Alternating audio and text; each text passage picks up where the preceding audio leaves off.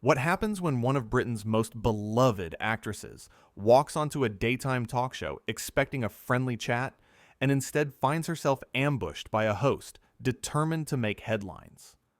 In just 35 seconds, a single dismissive comment would spark the most explosive walkout in loose women history. Julie Walters sat down on that infamous panel expecting what every guest expects: a lighthearted conversation, some laughs, maybe a story or two about her latest project. She had graced countless talk shows before, always the consummate professional, always gracious with her time. But today would be different. Today, Denise Welch was in the host chair, and what started as innocent questions would spiral into something nobody in that studio could have predicted. The set was bright and cheerful as always. The familiar purple and white backdrop, the cozy couch setup designed to feel like friends chatting over coffee.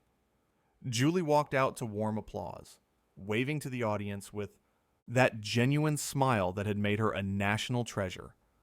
She took her seat between Denise and the other panelists, Kay Adams, Nadia Sawala, and Jane Moore.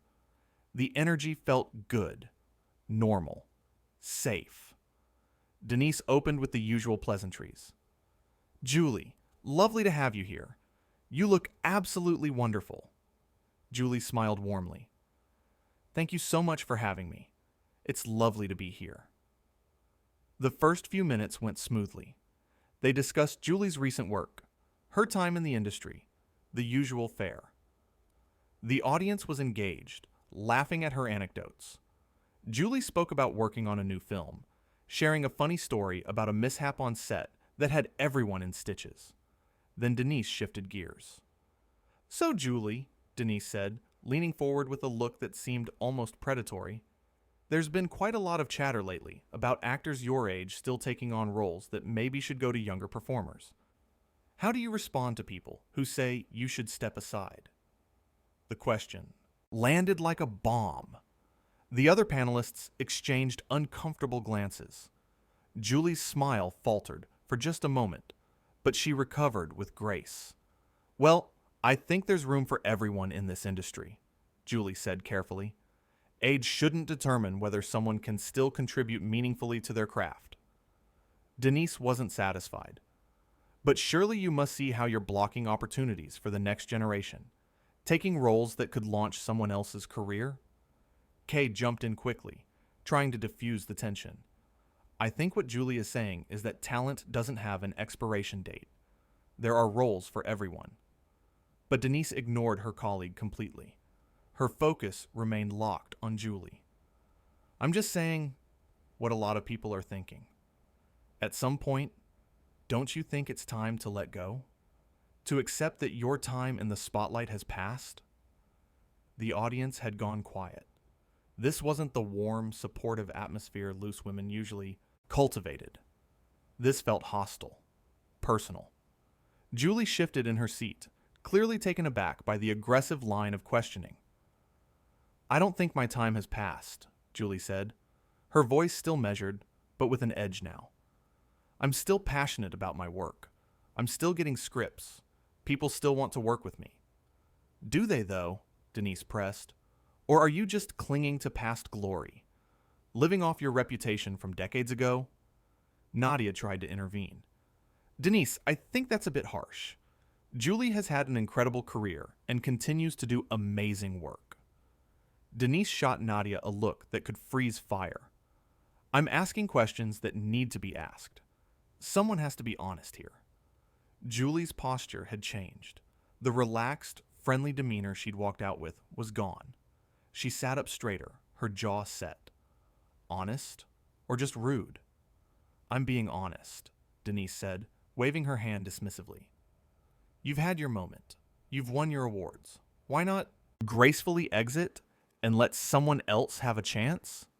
Jane Moore finally spoke up. "This is completely out of line. Julie is our guest. She came here to talk about her work, not to be interrogated about her right to exist in her own profession." The audience murmured in agreement. Some people were shaking their heads. Others looked genuinely shocked. This wasn't what anyone had signed up for. But Denise seemed energized by the conflict, leaning in harder. I'm just saying what the younger generation is saying, Denise continued. They look at people like you, taking up space, and they wonder when it will be their turn. Taking up space? Julie repeated, her voice rising slightly. I've worked in this industry for over 40 years. I've earned my place. I don't need to justify my existence to you or anyone else. But that's exactly the attitude that's the problem, Denise shot back. This sense of entitlement. This idea that because you've been around forever, you deserve to stay around forever. The world moves on, Julie. Maybe you should too. Kay tried again. Can we please move on to something else? This is getting uncomfortable. Why? Denise snapped at her colleague.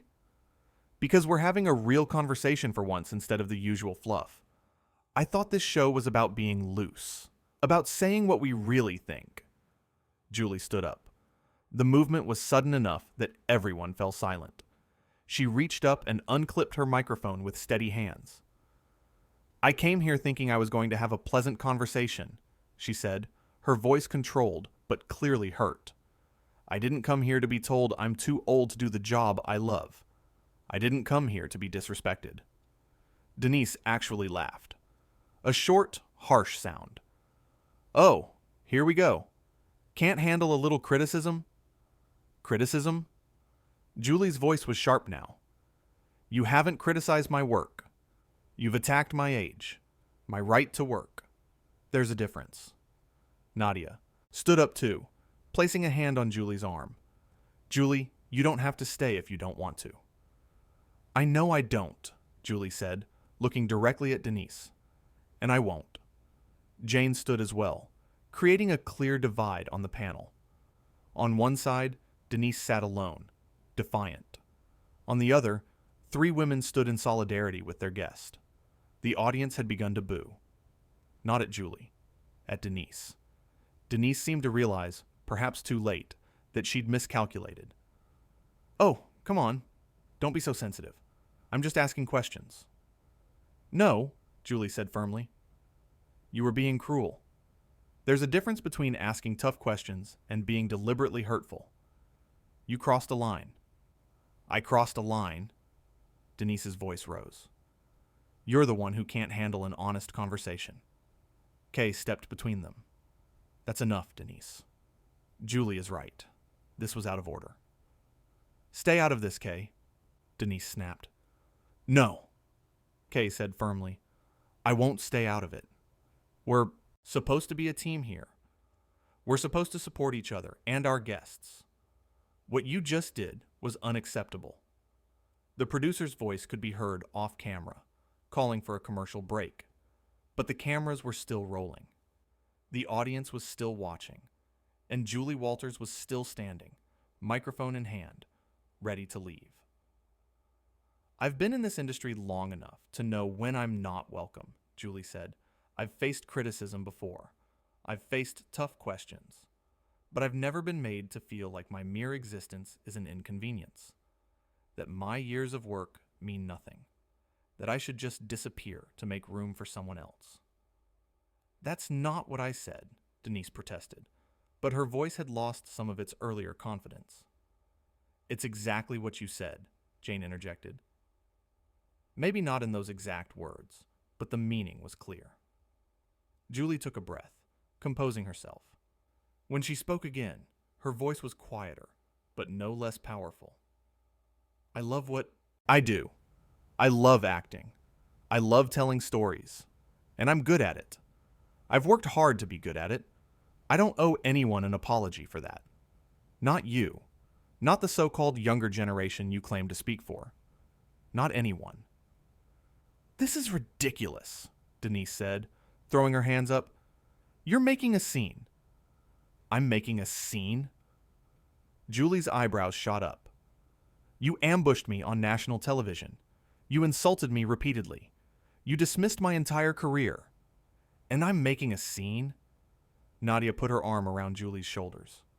Come on, let's go. But Julie wasn't finished. You know what the saddest part is? I actually respected you. I thought you were someone who stood up for women, who celebrated women of all ages. But apparently, that only applies when it's convenient, when it gets you attention, when it makes you look good. Denise's face had gone red. How dare you? How dare I? Julie's laugh was bitter. How dare you? You invited me here. You asked me to give up my time to appear on your show. And then you used that opportunity to tear me down, to make yourself look edgy and provocative at my expense. The other panelists were nodding. Even some of the crew members visible at the edges of the frame were shaking their heads at Denise. The host had become completely isolated. What she'd thought would be a moment of bold, unfiltered television had backfired spectacularly.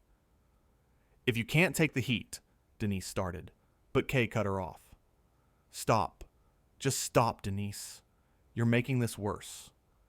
I don't need you to defend me, Kay, Denise said. I'm not defending you, Kay replied sharply. I'm trying to salvage what's left of this show's reputation, because right now, you're destroying it. Julie placed her microphone on the coffee table. The gesture was final, definitive. I hope you're happy with yourself, she said to Denise. I hope whatever you thought you'd gain from this was worth it. Oh, please, Denise said, but her bravado was crumbling. You're being dramatic. Dramatic, Jane spoke up again. Julie has been nothing but professional. You're the one who decided to turn a routine interview into an attack. Julie started to walk toward the exit. Nadia walked with her, still keeping a supportive arm around her shoulders. The audience began to applaud. Not the polite applause of a typical show. This was different. This was defiant, supportive, a clear message about where their sympathies lay. Denise looked stunned. Are you seriously clapping for her walking out? Yes, someone shouted from the audience. Because you were bang out of order. Others joined in with similar sentiments. Denise tried to regain control, standing up herself. Okay, let's all calm down. But Kay and Jane had also moved away from the main seating area, distancing themselves from their colleague. Kay addressed the audience directly. We're going to take a quick break. When we come back, we'll continue with a different discussion. We don't need a break, Denise insisted. We need to finish this conversation. There's nothing left to finish, Jane said coldly. You ended it when you decided to bully our guest. Julie had reached the edge of the stage now. She turned back one last time. The camera caught her face, and the hurt there was evident. But so was her dignity, her strength. She hadn't yelled, hadn't cursed, hadn't thrown anything, or made a spectacle. She'd simply stood up for herself with grace and eloquence. For what it's worth, Julie said, her voice carrying across the now silent studio. I feel sorry for you, Denise. I really do.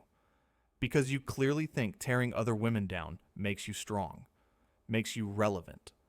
But it doesn't. It just makes you mean. With that, she turned and walked off the stage. Nadia went with her. The audience erupted in applause again, louder this time. Some people stood. It was a standing ovation for a guest who'd been so poorly treated that she had no choice but to leave. Denise stood alone at the panel, looking at Kay and Jane, who both stared back at her with expressions of disappointment and anger. You're both overreacting, Denise said weakly. No, Kay said. We're reacting exactly as we should. That was appalling, Denise. Absolutely appalling. She couldn't handle a few tough questions. Denise tried again. Jane shook her head. Those weren't tough questions. They were personal attacks.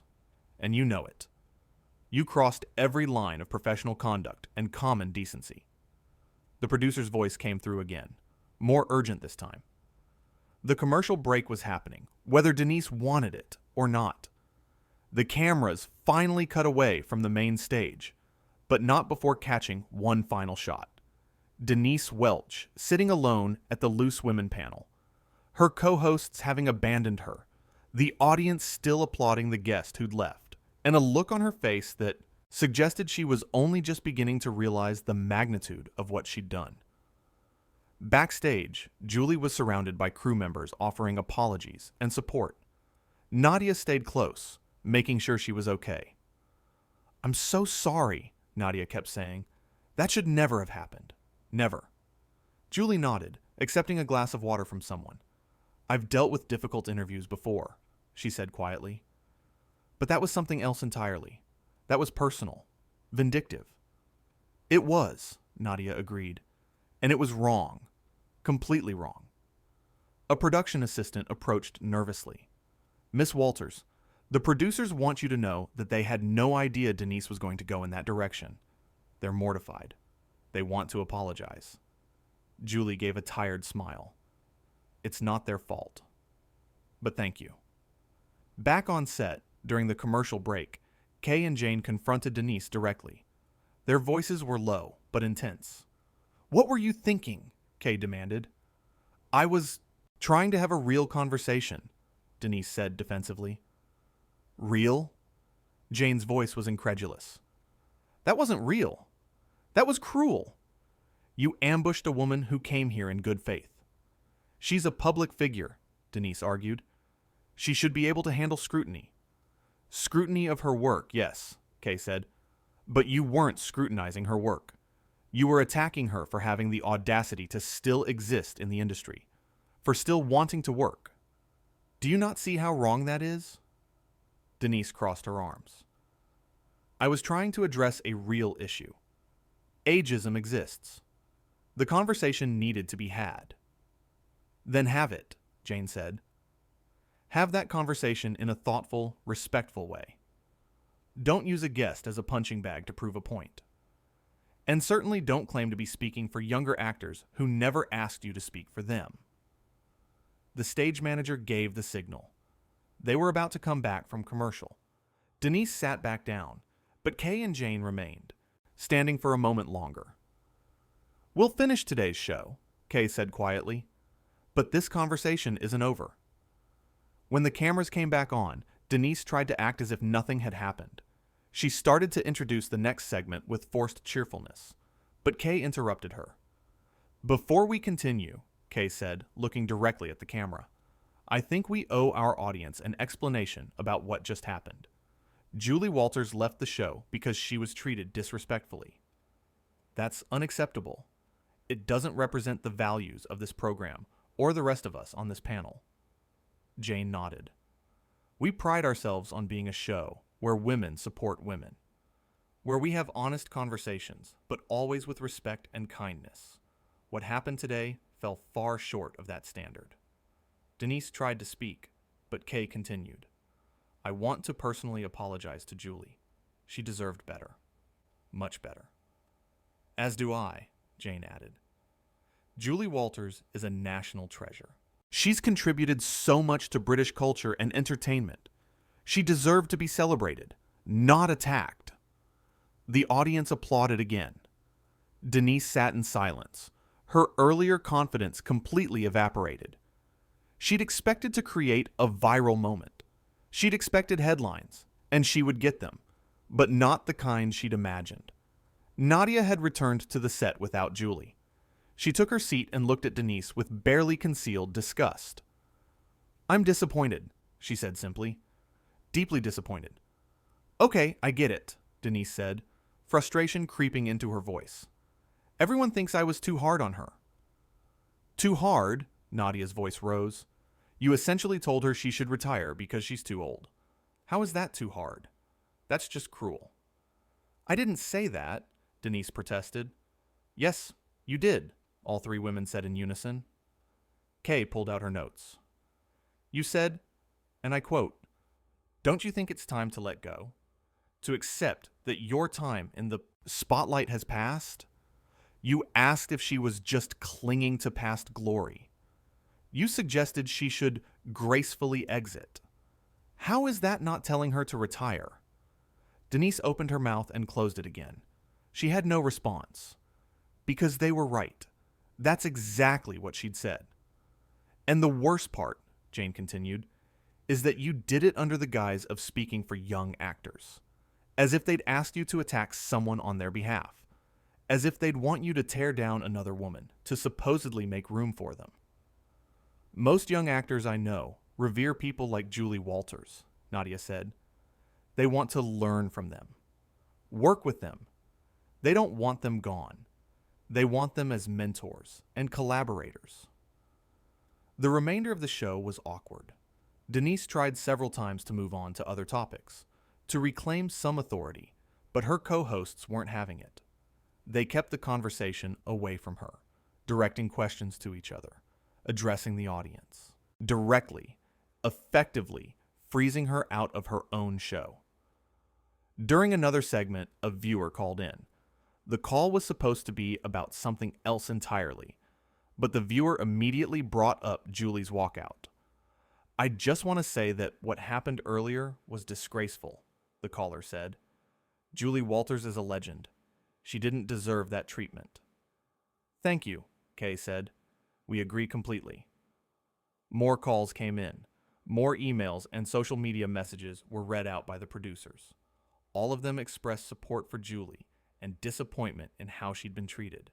Not a single message supported Denise's approach. By the end of the show, Denise looked deflated. Her attempt at creating memorable television had succeeded, but not in the way she'd hoped. She'd created a moment that would indeed be talked about, but she'd made herself the villain. She'd isolated herself from her colleagues. She'd turned the audience against her, and worst of all, she'd hurt someone who'd done nothing to deserve it. As the final credits rolled, Kay turned to Denise one last time. "I hope you're going to apologize. Publicly." "I'll think about it," Denise said stiffly. "Don't think," Jane said. "Do it. Because if you don't, this will define you. This moment. This choice you made to attack someone for no good reason." Nadia stood up, removing her own microphone. "I need some air," she said. "I can't even look at you right now, Denise." One by one, the other panelists left. Denise sat alone again, just as she had when Julie walked out. The audience had long since dispersed. The crew was packing up equipment, and Denise Welch was left to contemplate the wreckage of what should have been an ordinary episode of daytime television. The moment would be replayed countless times, analyzed by media commentators, discussed on social media, used as an example of how not to conduct an interview. But in that immediate aftermath, in the quiet of the emptying studio, the full impact of what had happened was still sinking in. Denise had wanted to be provocative. She'd wanted to stand out. She'd wanted to create a moment that would get people talking. She'd succeeded beyond her wildest dreams. But the conversation wasn't about her brilliance or her boldness. It was about her cruelty, her lack of professional judgment, her willingness to sacrifice a guest's dignity for what she thought would be good television. And Julie Walters? She'd left that studio with her head held high. She'd refused to engage in a screaming match. She'd stated her case clearly and calmly. She'd defended herself without losing her composure. She'd shown exactly why she'd remained a respected figure in the industry for over 40 years. Grace under fire. Dignity in the face of disrespect. Strength without aggression. In the car on the way home, Julie sat quietly, processing what had happened. Her phone was ringing constantly, friends checking in, her agent wanting to discuss next steps, journalists looking for comments. But she let it ring. She needed time to think, to feel whatever she was feeling without having to explain it or justify it to anyone else. She'd done nothing wrong. She knew that. She'd simply shown up to do her job, to promote her work, to connect with an audience, and she'd been ambushed, disrespected, made to feel unwelcome in a space that should have been welcoming. It hurt. Of course it hurt, but she refused to let that hurt diminish her, refused to let Denise Welch's inexplicable hostility make her question her worth or her place in the industry she loved. The incident would be remembered, That much was certain. But it would be remembered as an example of resilience, of standing up for oneself, of refusing to accept mistreatment simply because someone else decided they had the right to dish it out. Julie Walters had walked onto that stage as a beloved actress. She'd walked off it as something more, a symbol of dignity, of self-respect, of the quiet power that comes from knowing your own worth and refusing to let anyone else define it for you.